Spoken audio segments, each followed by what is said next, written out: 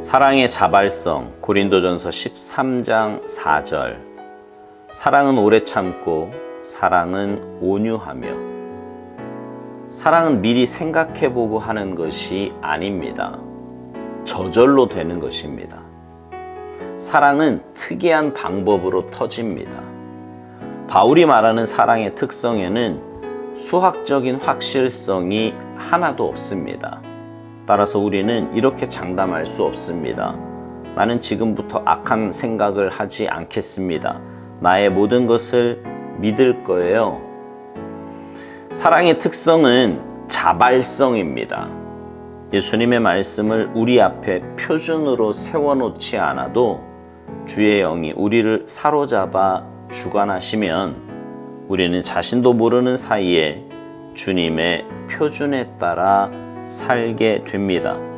어느 날 문득 뒤를 돌아보면 어떤 특별한 감정에 끌린 것도 아닌데 주를 따르고 있는 자신을 보고 놀라게 됩니다.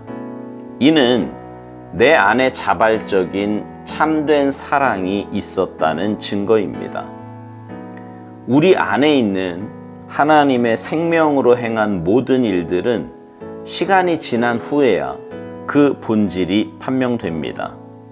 사랑의 샘은 하나님 안에 있지 우리 안에는 없습니다.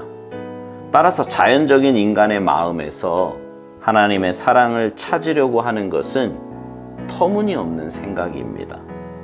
오직 성령에 의해 하나님의 사랑이 우리 마음 안에 넓게 부어질 때 비로소 그 사랑이 우리 마음 속에 있게 됩니다.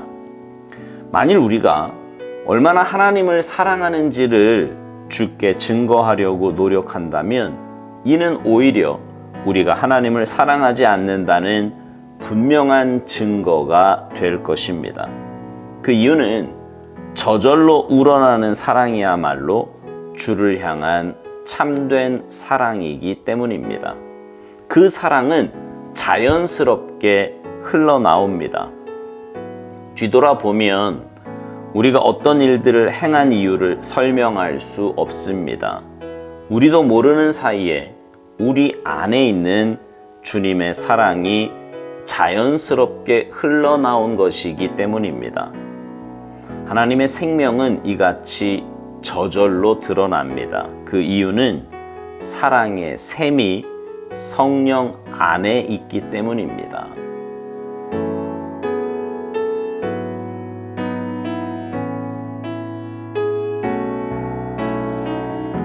사람은요, 살면서 누구나 한 번 이상 사랑의 감정을 맛보곤 합니다. 그것이 부모의 사랑일 수도 있고요, 이성 간의 사랑일 수도 있습니다. 동료에게서 느끼는 사랑일 수도 있고요, 성도들 간에 느끼는 사랑일 수도 있습니다. 근데 그 사랑의 공통적인 특징은 내 의지와 아무 상관없이 내 마음을 차지해 버린다는 것입니다. 처음에는 별 감정 없이 대하던 사람이 어떤 일을 계기로 훅 마음에 들어오기도 하고요, 또 조금씩 내 마음에 둥지를 틀기도 합니다. 여기에는 어떤 공식도 일정한 패턴도 없습니다. 어제 우리가 나눈 묵상대로 불확실성의 대표가 바로 사랑이 아닌가 싶습니다. 성경에서 사랑을 가장 많이 말하고 그래서 사랑장이라고 할 수 있는 본문이 바로 고린도전서 13장입니다. 그 말씀에도 보면 사랑의 특성에는 수학적인 확실성이 하나도 없다고 오스왈드 목사님은 말합니다. 그래서 아무것도 장담할 수 없다고요. 사랑의 또 다른 특성을 오스왈드 목사님은 자발성으로 이야기합니다. 여기서 말하는 자발성이란 내가 억지로 뭔가를 하는 것이 아니라 저절로 되는 거예요. 내 안에 모시고 계신 주님으로 인해 그 주님의 사랑이 나를 강권하시면 어느새 내 삶은 주님 가신 길을 따라가고 있으며 주님 닮은 제자로 변화되어 가고 있다는 말입니다.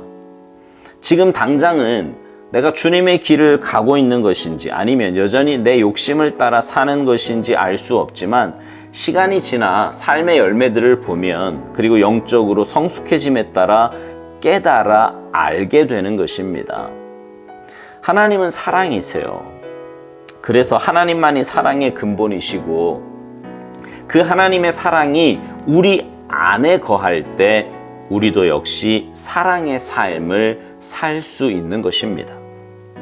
자녀를 향한 부모의 사랑의 마음, 또 사랑하는 사람을 위해서 헌신하고 희생하고자 하는 마음 등은 하나님의 사랑의 마음에서 비롯된 것입니다.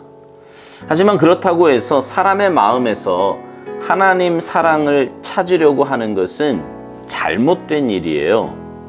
오스왈드 목사님은 터무니없는 생각이라고까지 표현합니다.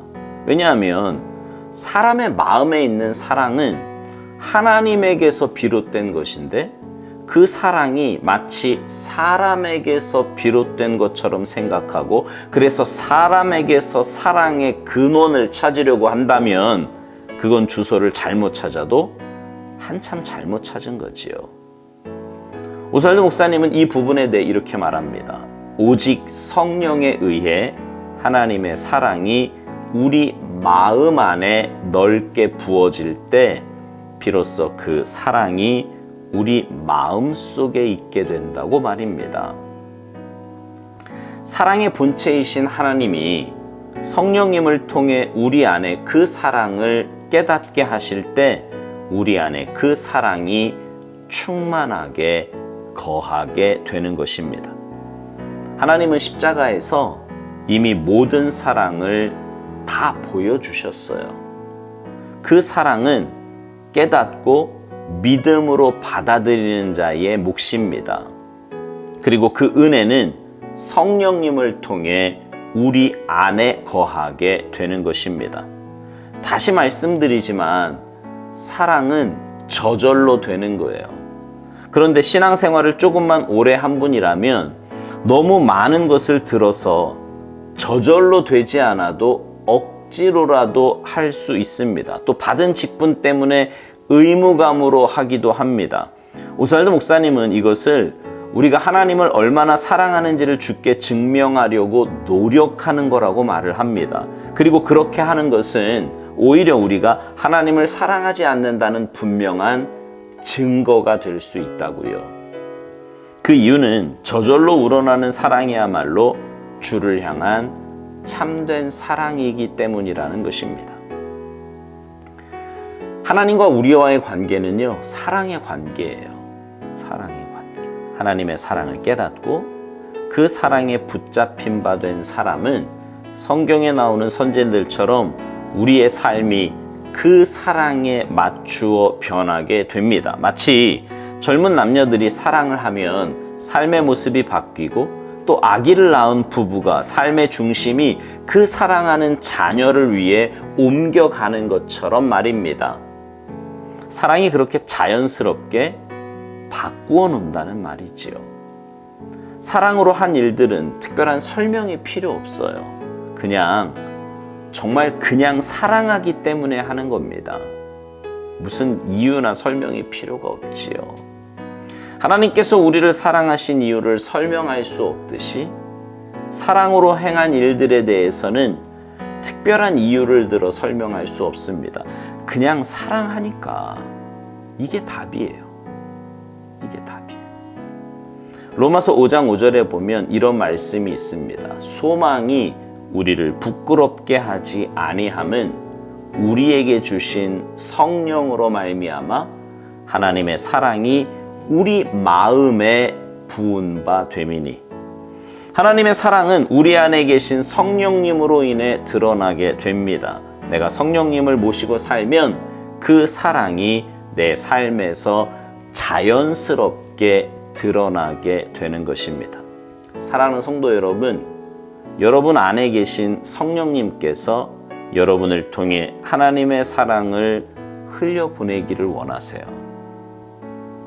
성령님의 이끄심대로 여러분의 삶을 맡기셔서 여러분의 삶을 통해 그 하나님의 놀랍고 풍성한 사랑이 자연스럽게 흘러나와 여러분 주위에 있는 사람에게 전달되기를 바랍니다. 그래서 그 하나님의 사랑으로 인해 여러분이 속한 공동체가 사랑의 공동체, 복된 공동체가 되기를 주님의 이름으로 축복합니다. 아멘.